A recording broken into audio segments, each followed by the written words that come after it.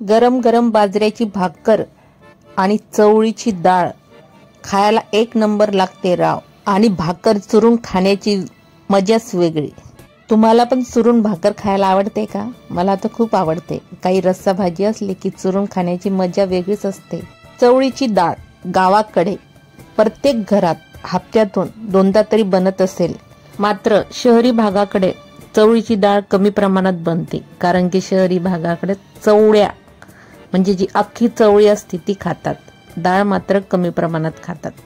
पण आज ही रेसिपी बघून प्रत्येकाच्या तोंडाला पाणी सुटेल आणि प्रत्येकाच्या घरामध्ये ही रेसिपी बनवल्या जाईल अशी मी तुम्हाला गॅरंटी देते। चवळीची डाळ एवढी सोपी आहे, जेव्हा कधी उशीर पण झाला तर पटकन 5-10 मिनिटातच ही रेसिपी बनवल्या जाते आणि खायला पण खूप स्वादिष्ट लागते। म्हणून ही रेसिपी नक्की करून बघा। चवळीच्या डाळी संग बाजऱ्याची भाकर असली तर विचारूच नका, याची चव एकदमच भारी लागते। आणि कोणाला चुरून आवडत नसेल तर एकदा खाऊन तर बघा कशी लागते तुम्हाला ही चवळीची डाळ। चला तर सुरू करूया। ह्या रेसिपीला खूप कमी साहित्य लागतं, कांदा, टमाटर, लसूण, कोथिंबीर बस। आणि जे आपल्या घरामध्ये सुके मसाले आपण आपल्या रोजच्या जेवणामध्ये वापरतो ते मसाले। तुम्ही बघितलं चवळीची डाळ कशी दिसते, अशा प्रकारे ही चवळीची डाळ दिसत असते। चवळीची डाळ शिजायला वेळ लागत नाही, 5-10 मिनिटातच चवळीची डाळ शिजल्या जाते। चला तर आता फोडणीची तयारी करूया। सुरुवातीला एक टोप घ्यायचा, टोप छान तपला की त्यात थोडंसं तेल टाकायचं। फोडणीमध्ये आपल्याला जिरं आणि हिंग आपण याचा वापर करणार आहे। तुम्हाला कढीपत्ता आवडत असेल तर कढीपत्ता टाकला तरी चालेल, पण मी नाही टाकणार, मला जास्त कढीपत्ता आवडत नाही म्हणून मी नाही टाकत। फक्त कढीपत्ता मला वरणामध्ये पोह्यामध्येच आवडतो। कांदा थोडा नरम झाला की लगेच लसूण टाकायचा आणि लसूण टाकल्यानंतर लगेच मीठ टाकायचं, म्हणजे कांदा पटकन ब्राऊन होण्यामध्ये मदत होते। आता हे चांगलं मस्तपैकी हलवून घ्यायचं आणि हलवणं झालं की याच्यामध्ये आपल्याला टाकायचं आहे टमाटर। टमाटर पण एक छोट्या साईजच घ्यायचं आहे, कांदा पण एकच छोट्या साईजचा घेतला आहे आणि लसणाच्या पण 7-8 पाकळ्या अशा आपल्याला घ्यायच्या आहे।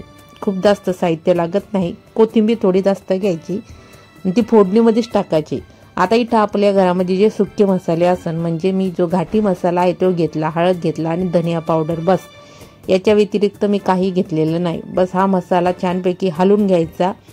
हलवल्यानंतर याच्यामध्ये जी डाळ आहे चवळीची ती स्वच्छ धुवून घ्यायची आणि ती डाळ धुतल्यानंतर असं टाकून द्यायची। आता ही डाळ पण आपल्याला इथं परतून घ्यायचं। परतून झालं की एका साईडला गरम पाणी करायला ठेवायचं, कारण की गरम पाणी टाकलं की डाळीची चव एकदमच छान लागते आणि डाळ पटकन पण शिजते। म्हणून नेहमी गरम पाणीच टाकायचं चवळीच्या डाळीमध्ये, कोणत्या पण डाळीमध्ये गरमच पाणी टाकायचं शिजताना, जेव्हा आपण कुकरमध्ये त्याला शिजवत नसेल तेव्हा।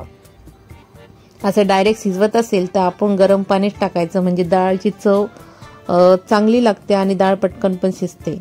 आता हे बघा, जेवढं पाणी आपल्याला लागतं त्या हिशोबानं पाणी टाकायचं आणि हे झाकून ठेवून 5-10 मिनिटांमध्ये डाळ शिजते। तर तुम्ही बघू शकता डाळ पण शिजलेली आहे, कारण की डाळ आपल्याला जास्त पण गारा करायचं नाही, अख्खी डाळ दिसायला पाहिजे तशा प्रकारे आपल्याला डाळ शिजवायची, पण ती शिजली पाहिजे, ती कच्ची नाही राहिली पाहिजे। तुम्हाला दिसेलच, आता मी पुढे तुम्हाला दाबून दाखवणारच आहे।